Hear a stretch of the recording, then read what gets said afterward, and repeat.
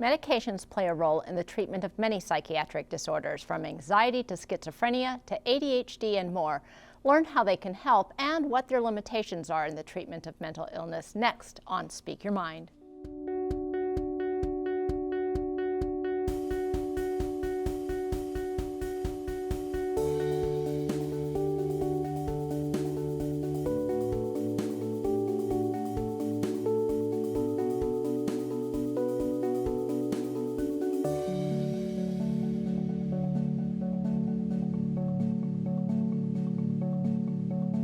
Welcome to Speak Your Mind. I'm Dr. Carolyn Phelps, licensed psychologist with the Human Development Center.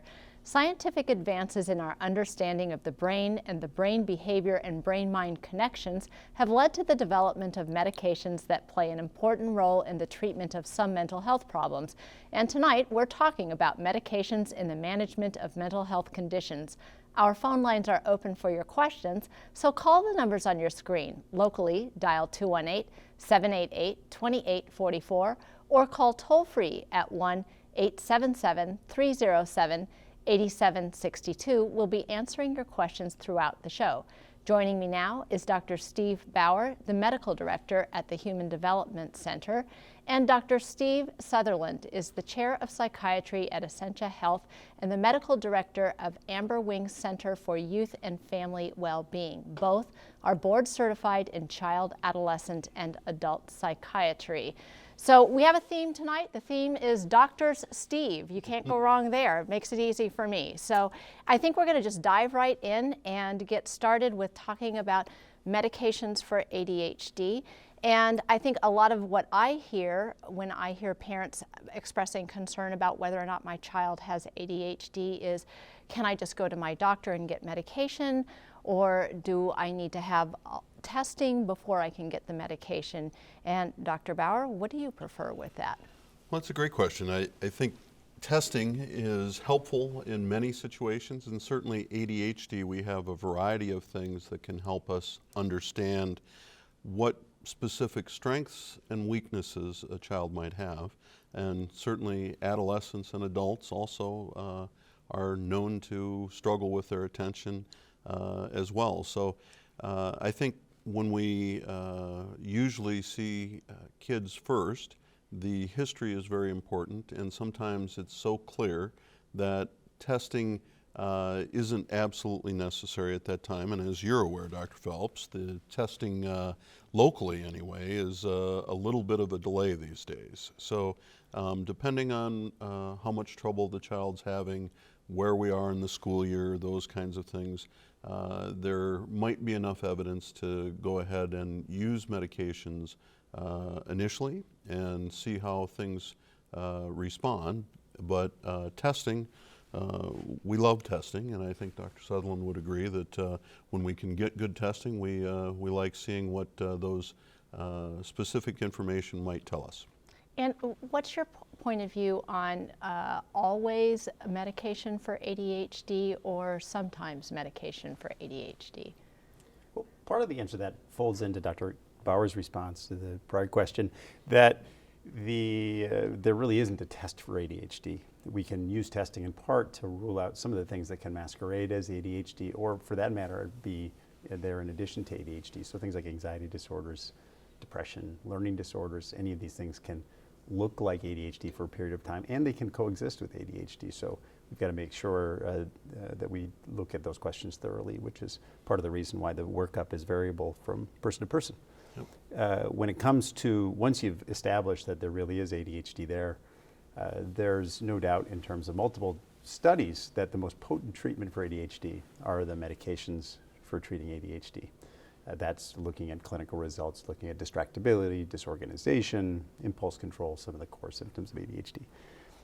That being said, classroom accommodations, parent assistance with organization, getting helpers around the child to help them organize their tasks, all these things are hugely important in the process as well. And I also think that exercise, and the more that the accommodations in the classroom focus on the other pieces of what we do, the more likely we're going to have a good outcome.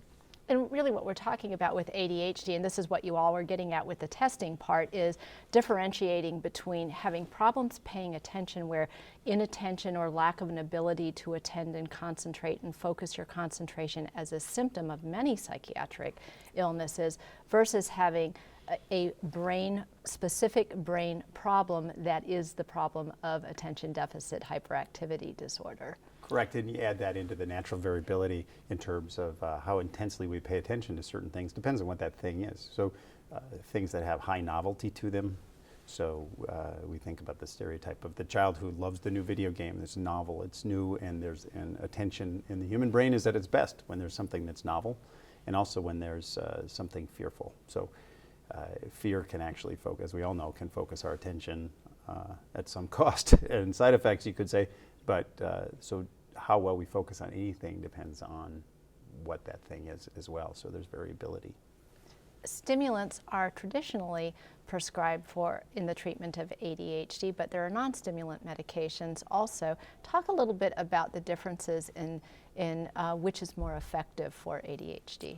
Well, certainly the stimulants are considered first line, mainly because they're the medication that, as Dr. Sutherland referenced, the night and day difference has been the most dramatic change, and certainly we see that kind of as the first place to start unless there are other complicating factors. Now, the difference between stimulants and non-stimulants is really the potency to which the receptor is stimulated and perhaps how long the stimulant will last. So many of the stimulants have become long-acting, which is really a variety of ways that pharmaceutical companies have come up to make them persist throughout the day.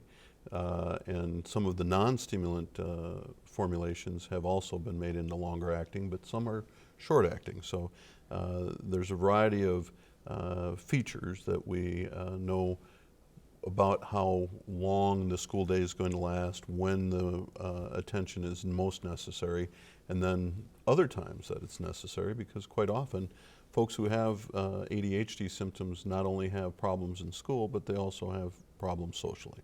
And you know, I know that a lot of families and physicians will prescribe this way, but families will also monitor medications for their kids this way, where they'll give them vacations from the medications either on the weekends or in summer vacation when school isn't in, or they'll have the short-acting medication that ends right when the bell rings, and then wonder why their child can't concentrate well enough to do their homework.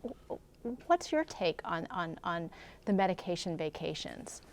Good thing, not good thing? It's great. It really depends individually on the families. What we start from is that the research supports the idea that ADHD is a 365-day-a-year, 24/7 condition. And I say 24/7 because there's lots of evidence that people with ADHD have more fractured sleep patterns and don't sleep as well as those without ADHD as well. So we starting from the premise that most often you consider the idea that it becomes a 365-day-a-year medication, but then on an individual basis, maybe based upon if a child's barely hanging on to their appetite, which can be a side effect, for instance, to some of these medications. Sometimes people will give them a weekend vacation or a school holiday vacation on that basis. Sometimes there's other reasons why some families just have a preference for doing it. And if that child still functions well and the ADHD is not disabling, even with that somewhat intermittent dosing, we will let families have a say in how they prefer to manage that one. And here's a question from a viewer, Dr. Bauer, from the North Shore. Is there an adult ADHD? We know the answer is yes to that, that you can still have ADHD as an adult. And what about, and then they go on to ask, what about medications for adults? Any difference? Yeah, that's an excellent point. I think studies will talk that somewhere between 20 to 70%, so most of the time we kind of round that into the 50% of folks who had ADHD as children may persist with symptoms, particularly of inattention and impulsivity during adulthood. Hyperactivity tends to go away to some degree during adolescence, though I think we've all met adults who appear to hang on to a hyperactivity as well. So again, I think it's individually based, but for the most part, there's also research that says folks who have ADHD in adulthood are more prone to depression as well. So there's good research talking about antidepressants having some benefit for folks with both depression and ADHD. And depending on how frequently they might have symptoms of depression, things like have they started smoking or are there other things, will influence the choice of medications to one of several medicines that have been shown to be helpful. One of the things certainly that we see also is a lot of people with legal problems and drug-related legal problems, and who come in and they state, you know, I've had ADHD and I'd like my stimulant medication, and by the way, I'm a recovered meth addict. And so, in their history looks like that they did have ADHD, and so what kind of, you know, we know untreated ADHD in adults is not a good situation, but we know somebody with a chemical dependency problem and giving them stimulant medication is not a great situation either. How do you solve that?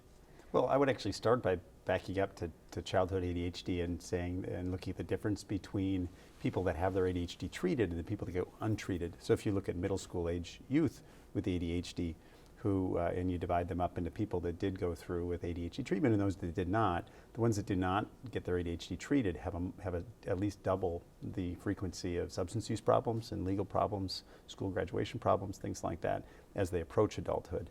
So that can influence the scenario you're talking about. Once somebody comes in as an adult, first of all, we don't diagnose ADHD de novo in adults. In order to have the diagnosis even as an adult, you have to have qualified for the diagnosis as a child as well. So we do our best to look back, and if it appears that indeed, like you suggested, there was a childhood history of ADHD, we continue to work with the person, but you of course have to manage the risks that come with the crossing over into the addiction. So we never say no, this cannot be treated, but there certainly are, given that some of these medications are controlled substances, for instance, you tend to do it in a much more tightly controlled way with a lot of parameters about the treatment, but you never say, no, we can't treat your ADHD.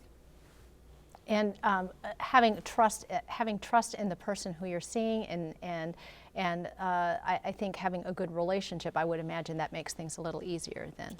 Absolutely. You know, I think some of the things that, by the scenario that you've described, the numbers of issues that have arisen in someone's life, therapy quite often is a very helpful thing, and being engaged in an ongoing therapeutic relationship with folks that all work in a similar spot, if you can, helps everybody know what's going on and be able to work as a team toward helping with all the problems that can be, you know, very troubling and get in people's way. Let's talk now about, we're going to change subjects, move from ADHD, move a little farther down the A line to anxiety disorders. Mm-hmm. Let's talk a little bit about the treatment of anxiety disorders with medications. Mm-hmm. The first medications ever found to be helpful with anxiety are some of the famous benzodiazepines, the Valium and Xanax and lorazepam or Ativan family.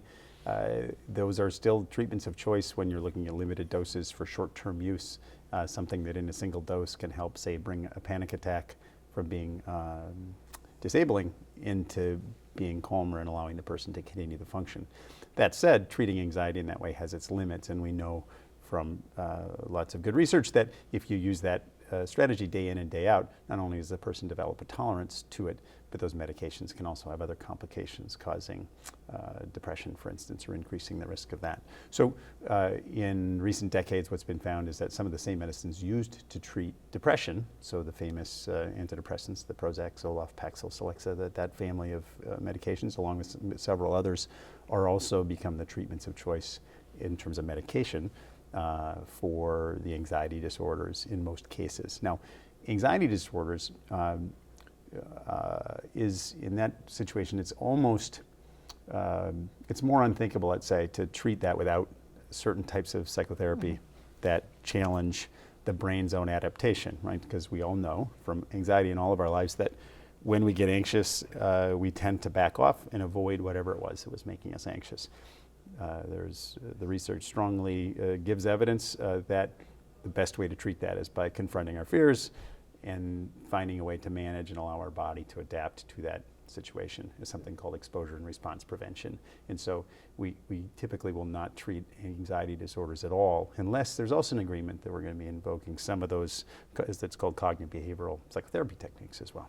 And so something like Ativan or Xanax, or even Valium, the more classic benzodiazepine, if I'm afraid to get on a plane and fly and I have to do that because I have to get to somebody's funeral, that might be an example then of a good short-acting, short time limited, it's something I need to do. I don't have time to go get therapy to get on this plane because the funeral is at the end of the week. Right.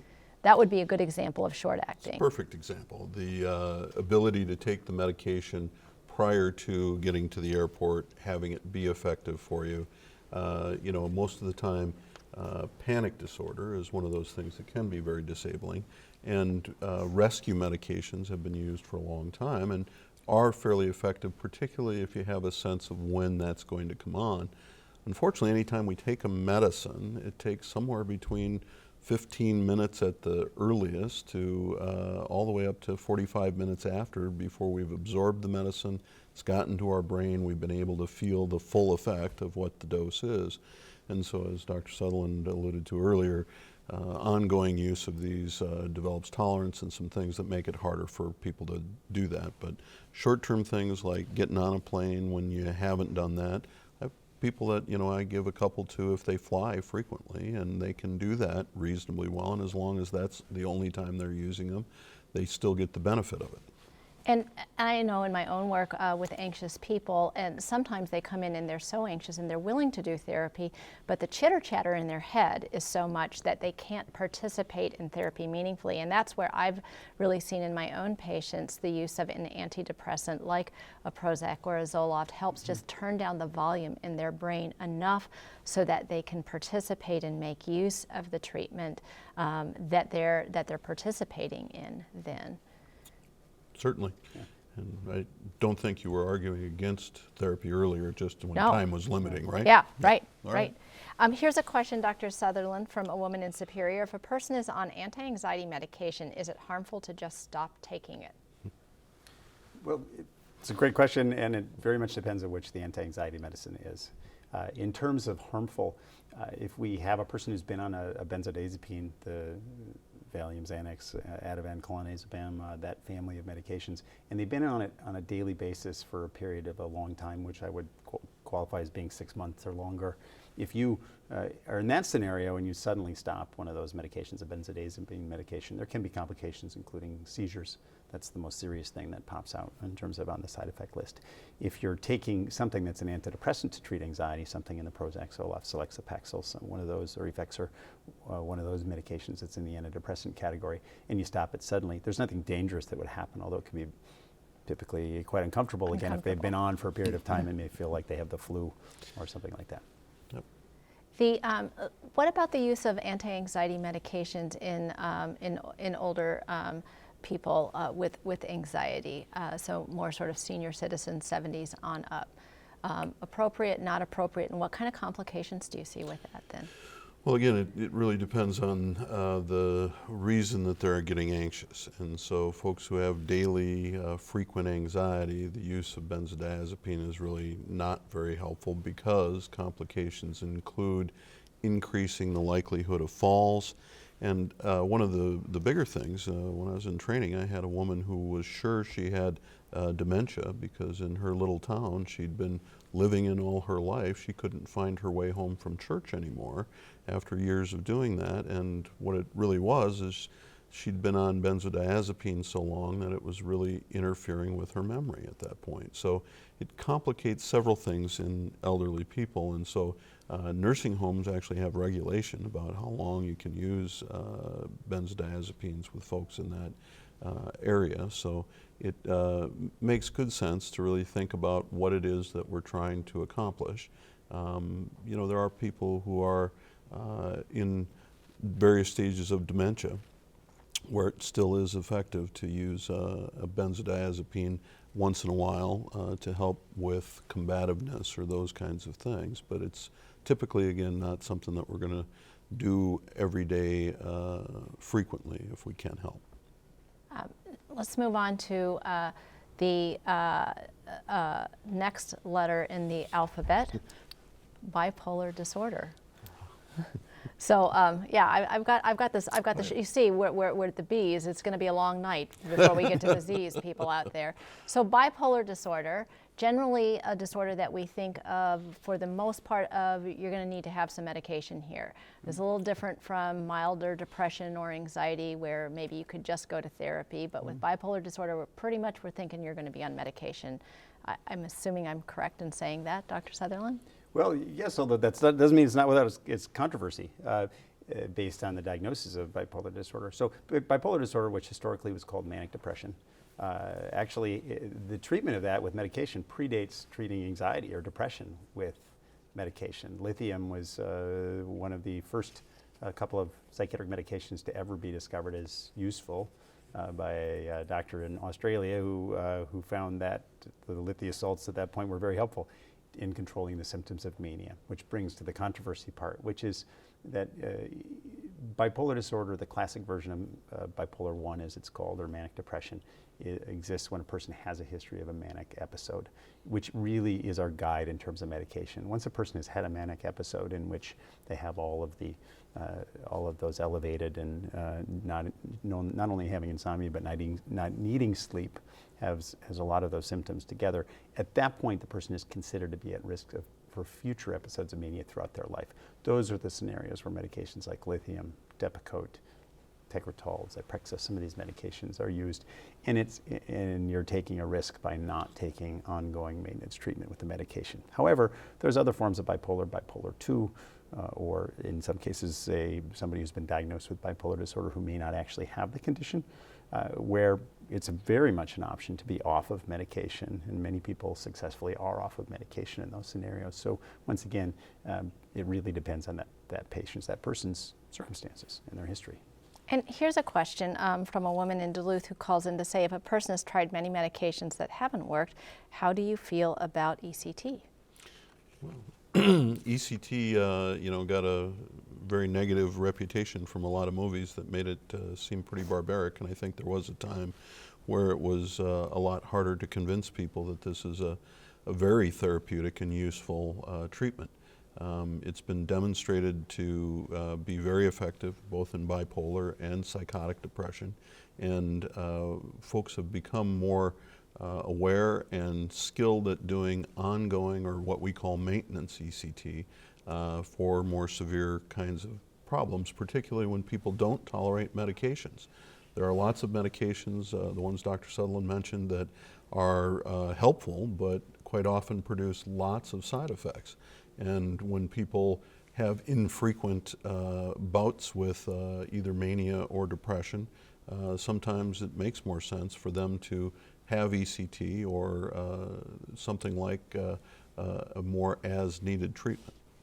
And a lot of people are so concerned with ECT about the memory loss and either stories they've heard from other people or what they imagine or what they imagine from the movies they've seen on TV, which is not the greatest source of current psychiatric care. Briefly, what's the fact versus the fiction about memory loss and ECT? Well, to remember ECT, which also has been known as shock treatments, is the important thing to remember is that the way that the treatment works, and it was of course found by accident in people with epilepsy, is that sometimes seizures have a mood regulating effect on the body. And so what you're doing in the process of ECT is the person performing the procedure with the aid of anesthesia causes a seizure by putting a low voltage current through a portion of the brain and initiating the seizure. That's literally what happens with the ECT treatment. As the voltages being used have come down and are lower, as the voltage is applied to one side of the brain instead of both sides of the brain, those have each caused a marked decrease in the number of memory problems that have happened, say, compared to when the procedure was done, say, 40 years ago. So long-term studies show that the memory loss is short-term from providing the ECT. And I think that's going to draw us to an end. We only made it to the letter E. tonight. And so what's the take-home message on medications and mental illness? Well, sometimes you actually need them. Sometimes you need them in combination with therapy, and sometimes you only need therapy. But you know what you always need? You need a good provider that you can trust and work well with, whether you're talking about your psychiatrist, your therapist, or your primary care physician. If you don't have one that you can trust and work well with, then you need to get a new one. And maybe ask yourself, what's the you part in the equation of that too? Thanks so much for joining this discussion. Y'all did a good job tonight phoning in the questions. And don't forget to visit us on the web at speakyourmindonline.org, where you can find a schedule of our topics and resource links, and read my blog, the place where I answer more of your questions. I'll kind of be having ghostwriters for this because this isn't my specialty. Don't forget to join us for next week's show, when we'll be talking with Dr. Sarah Seidelman, making change and becoming the best possible version that we can be. And who doesn't want to do that? I'm Dr. Carolyn Phelps. Thanks for watching, and good night.